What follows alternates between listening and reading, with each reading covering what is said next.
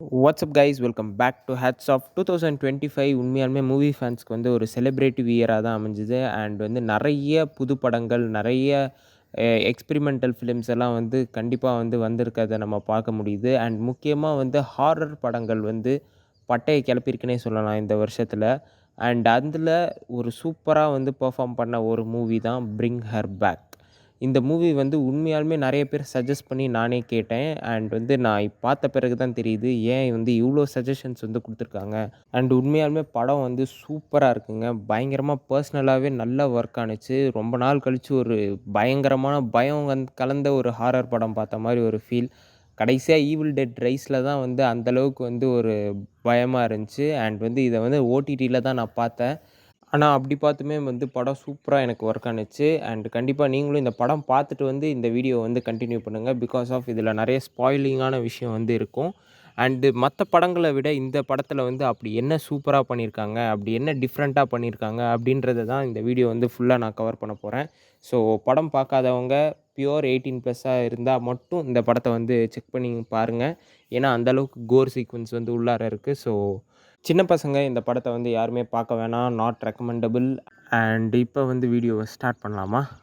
Starting with ordinary story line but extraordinary screen play.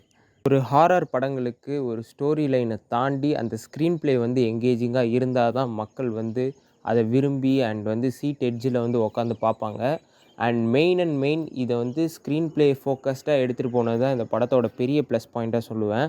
Because of story வந்து already 1008 படங்கள் வந்து இந்த மாதிரி எடுத்து கிழிஞ்சு போன ஸ்டோரி தான். பட் ஆனால் அந்த ஸ்க்ரீன் ப்ளே பண்ண விதம், ப்ரெசென்ட் பண்ண விதம் வந்து ரொம்ப யுனிக்காக இருக்கும். நீங்கள் வந்து படம் பார்த்துருந்தீங்கன்னா தெரிஞ்சிருக்கும். அந்த ஸ்டைல் ஆஃப் மேக்கிங்காக இருக்கட்டும், அந்த ஹாரர் எலிமெண்ட்ஸாக இருக்கட்டும், அதெல்லாம் மற்ற படங்களை கம்பேர் பண்ணும்போது ரொம்ப ஃப்ரெஷ்ஷாக வந்து இருக்கும்.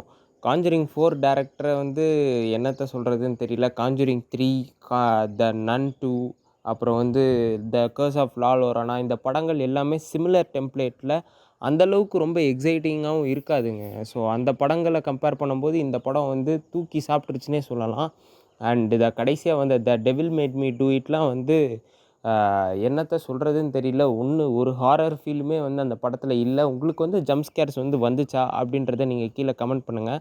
பட் ஆனால் இந்த படத்தில் வந்து பேயை காமிச்சு பயமுறுத்துறேன், பிசாசை காமிச்சு பயமுறுத்துறேன்ட்டு இல்லாமல் அடுத்து என்ன நடக்க போகுது, அடுத்து என்ன தான் இவங்க பண்ண போகிறாங்க அப்படின்றத ஒரு க்யூரியாசிட்டி கிளப்புற விதமாகவே அந்த ஸ்கேரினஸை வந்து கொண்டு வந்திருக்காங்க. அண்ட் வந்து அதுதான் அவங்கள சீட் எட்ஜில் வந்து நம்மளை புல் பண்ணுதுன்னே சொல்லலாம். பிகாஸ் ஆஃப் அந்த அளவுக்கு ஒர்க் வந்து பேக்ரவுண்டில் போயிட்டு இருந்திருக்கு. ஏன்னா இந்த அளவுக்கு ஸ்கேரியாக வந்து ஒரு பேயை வந்து காமிக்காமலே இந்த அளவுக்கு எடுக்கிறதுன்றது வந்து சாதாரண விஷயம் இல்லை. இதுக்கு முன்னாடி எந்த படத்துலையும் மோஸ்ட்லி நான் ட்ரை பண்ணி பார்த்ததே இல்லை. ஏன்னா பேயை துரத்திட்டு ஓடுவாங்க, பின்னாடி வருவாங்க, அந்த மாதிரி இருக்கும். ஆனால் இதில் அவுட் அண்ட் அவுட்டாக ஒரு ஹியூமனை பார்த்து பயப்பட வேண்டியதாக இருக்குது. உண்மையாலுமே பேயை கூட சமாளிச்சிடலாம், இவளை சமாளிக்க முடியாதுடான்ற அளவுக்கு பயம் காமிச்சிட்டாங்க அந்த லேடி. அண்ட் வந்து நீங்கள் படம் பார்த்துருந்தீங்கன்னா தெரிஞ்சிருக்கும். இனி ஒரு மெயினான பாயிண்ட் வந்து நிறைய கோர் சீக்வென்ஸ் வந்து வரும். நீங்கள் நினச்சே பார்க்க முடியாது. நீங்கள் இப்படி எல்லாமாடா எடுப்பீங்க படத்தை? ஈவில் டெட்டு 10 டைம்ஸ் வந்து இருக்குங்க அந்த படத்தை விட. And this is what differentiate from other movies. And இவங்க ஸ்டோரியை தாண்டி எங்கேயுமே போகலாங்க. உண்மையாலுமே ஸ்டோரிக்கு என்ன தேவையோ அந்த சீன்ஸ் மட்டும்தான் படம் ஃபுல்லாகவே வந்து இருக்குது. நீங்கள் ஸ்டார்டிங் ஒரு 15 மினிட்ஸ்லேயே வந்து உங்களுக்கு ஒரு சினாப்சிஸை காமிச்சிருவாங்க. இது தான்டா நடக்க போகுது, இப்படி தான் இருக்குது சினாரியோ, அண்ட் வந்து இதுதான் பண்ண போகிறாங்க அப்படின்றத நீங்கள் வந்து ஃபுல் ஃப்ளெஜ்டாக படத்தில் வந்து இன்வால்வ் ஆகிறதுக்கு அந்த 15 மினிட்ஸே வந்து கரெக்டாக இருக்கும். நீங்கள் காஞ்சூரிங் 2 மாதிரி எதிர்பார்த்து நீங்கள் வந்து பேய் படம்னு நினச்சிட்டு போனீங்கன்னா அதை விட வித்தியாசமாக ஒரு படத்தை வந்து எடுத்திருக்காங்க. இதோட பேசிக் அவுட்லைன் இதுதாங்க.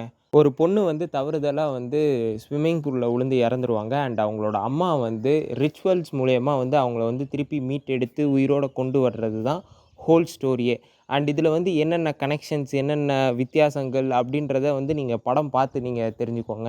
ஏன்னா அந்தளவுக்கு வந்து கேரக்டர் டெவலப்மெண்ட்டாக இருக்கட்டும், கேரக்டர் ஆர்க்காக இருக்கட்டும், முக்கியமாக நான் வந்து சொல்லணும், அந்த சின்ன பையன் இருக்கானே, செம்ம ஆக்டிங்குங்க. உண்மையாலுமே அந்தளவுக்கு ஒரு பொட்டன்ஷியல் இருக்கிற ஆக்டிங் வந்து நான் பார்த்ததே இல்லை இந்த வயசில்.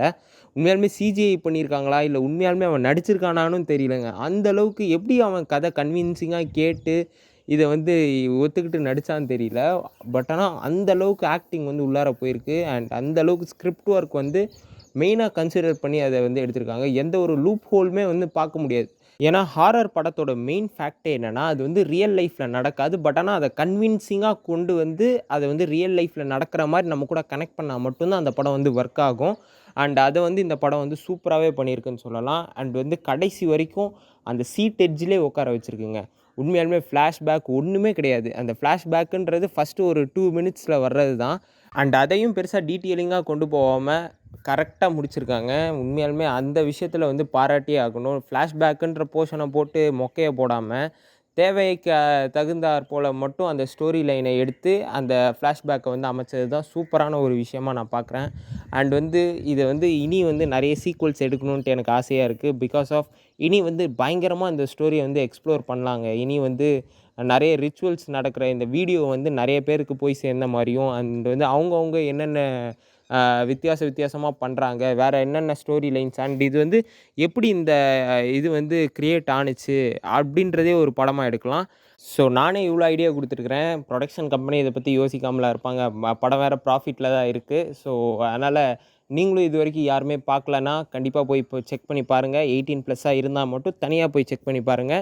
ஏன்னா கோர் சீக்வென்ஸ் அதிகமா உள்ளார இருக்கு. ஸோ அதான் கைஸ். அண்ட் உங்களுக்கு எதனாவது மாற்று கருத்து, உங்களுக்கு இந்த படம் வந்து கரெக்ட்டா ஒர்க் ஆகலன்னா, நீங்க கீழ கமெண்ட் பண்ணுங்க. எதனால அது ஒர்க் ஆகல? ஏன் வந்து இதில விஷயத்த வந்து மாத்தியிருந்தா நல்லாயிருக்கும்? அப்படின்றத வந்து கீழ கமெண்ட் பண்ணுங்க. நான் ஏதாவது தப்பா சொல்லியிருந்தாலோ, மாத்தி சொல்லியிருந்தாலோ, மறந்திருந்தாலோ, அதையும் நீங்க கீழ கமெண்ட் பண்ணுங்க. நான் படிச்சு தெரிஞ்சுக்கிறேன். அண்ட் மத்தவங்களும் தெரிஞ்சுக்கட்டும். So that's it guys. Thank you for வாட்சிங். This is hats off signing off. Take care. Cheers. Bye. நல்லா இருக்கீங்களா நல்லா சார்? இருக்கேன். ஒய்ஃப் நல்லா ஒய்ஃபும் இருக்காங்களா? நல்லா இருக்காங்க. இதான் என்னோட ஒய்ஃப். நல்லாவே இல்லை, இவ்வளவு போய் நல்லா இருக்கான்றீங்க. இது கொஞ்சம் கூட நல்லா இல்ல. அவரும் நல்லா இல்லைன்றாரு. சிரிக்கிறாரு. அவன் எப்பவுமே பாரு, சிரிச்சுன்னு பாரு. இருப்பான் மச்சான். ஏய்,